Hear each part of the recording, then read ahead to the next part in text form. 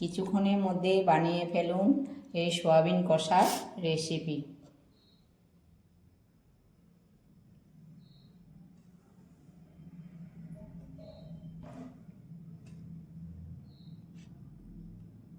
Hello বন্ধুরা, আপনারা সকলে কেমন আছেন? আশা করি ভালো আছেন।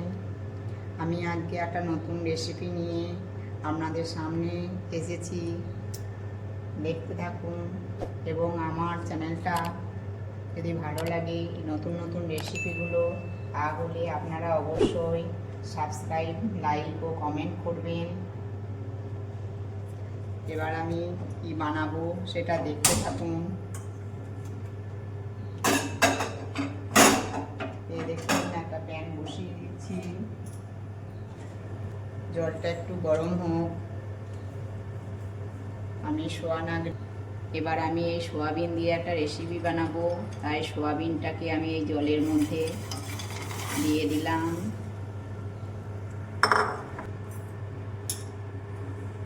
এটা সিদ্ধ হয়ে গেছে, এটাকে এবার আমি নামিয়ে নেব। নামানোর পর জল ঝরিয়ে নেব। গ্যাসটা আমি অফ করলাম।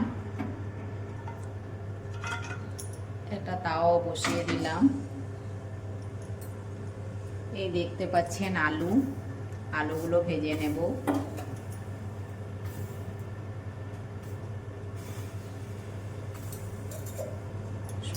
এ দেখুন, জল ঝরিয়ে ভালো করে জল ঝরিয়ে নিয়েছি। এবার এটা রেখে দিলাম, ততক্ষণে আমি আলুগুলোকে এবার ভাজতে থাকি।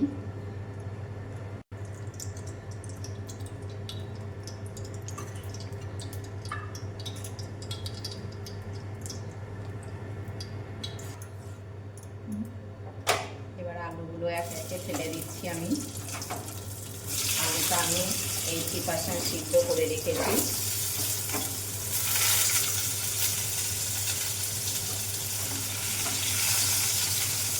আলুটা ভাজা হোক, ততক্ষণে আমি সয়াবিনটাকে ম্যারিনেট করে নিই। সয়াবিনের মধ্যে আমি দেখুন আদা, রসুন, টমেটো পেস্ট দিয়ে দিলাম। পেঁয়াজ কুচি দিয়ে দিচ্ছি।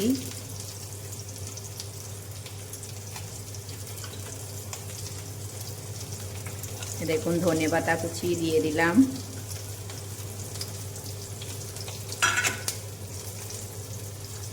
এই দেখতে পাচ্ছেন টক দই, কিছুটা টক দই দিয়ে দিচ্ছি।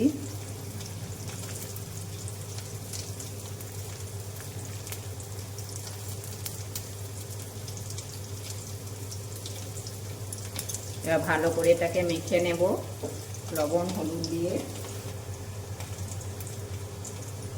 দিয়ে দিলাম। আর সামান্য সয়াবিনে লবণ দিয়েছি, আর কিছুটা লবণ দিয়ে দিলাম। জিরে গুঁড়ো দিয়ে দিলাম, ধনে গুঁড়ো দিয়ে দিলাম।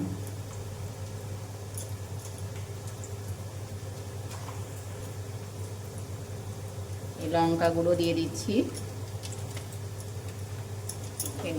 ম্যারিনেট করে নিচ্ছি।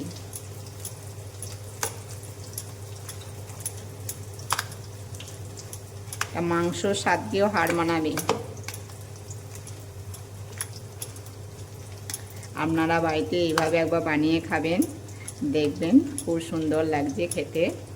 তারপরে আমাকে কমেন্ট করবেন আর বেশি বেশি করে শেয়ার করবেন।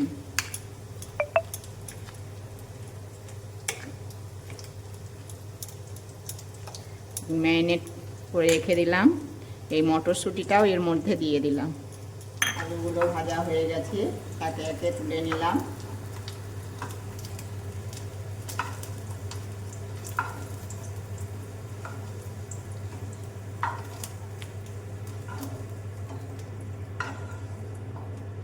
এ দেখুন তেল অনেকটাই আছে, আর কিছুটা তেল দেবো। আর কিছুটা তেল আমি দিয়ে দিলাম। আর এটাতে আমি কালো জিরে ফোড়ন দিচ্ছি। এ দেখুন শুকনো লঙ্কাটা দিয়ে দিলাম।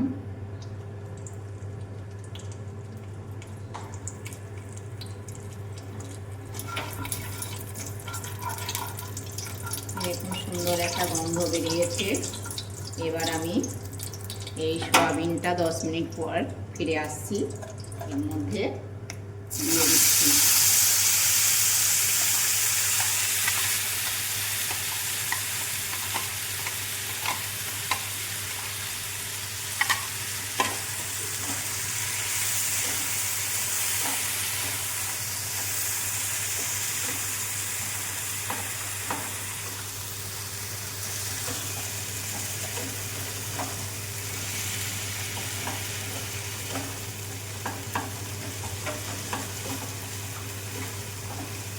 এবার কিছুক্ষণ নাড়াচাড়া করি।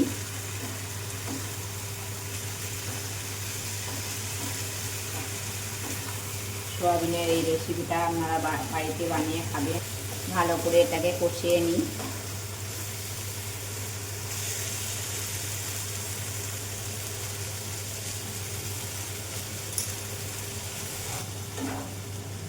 এবার আমি আলুগুলো এর মধ্যে দিয়ে দেব। অনেকটা কষানো হয়ে গেছে।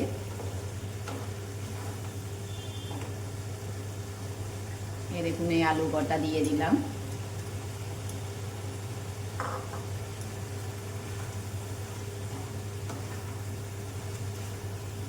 আমি ম্যারিনেট করার সময় লবণ দিয়ে দিয়েছি।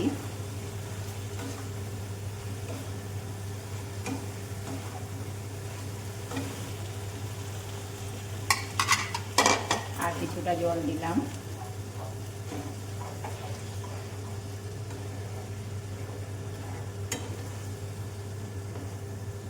এবারে খানিকটা ঢাকা দিয়ে দেবো খানিকক্ষণ। সয়াবিনের রেসিপিটা হয়ে এসছে। কষা কষাই হবে এটা, একদম লাগা লাগা, যেমন মাটন কষা রান্না করি, চিকেন কষা ঠিক সেই রকম এটা এইভাবেই রান্না হবে। রুটির সাথে খেতে খুব ভালো লাগবে। এই রান্নাটা আমার হয়ে গেছে। এবার আমি গ্যাসটা অফ করলাম। এই দেখুন দুর্দান্ত স্বাদে সয়াবিন কষা রেসিপি আমার রেডি। এই দেখতে পাচ্ছেন সয়াবিন এইভাবে আপনারা বানাবেন। এবং আমার এই সয়াবিন কষা রেসিপি যদি ভালো লাগে তাহলে অবশ্যই সাবস্ক্রাইব ও বেশি বেশি করে শেয়ার করবেন।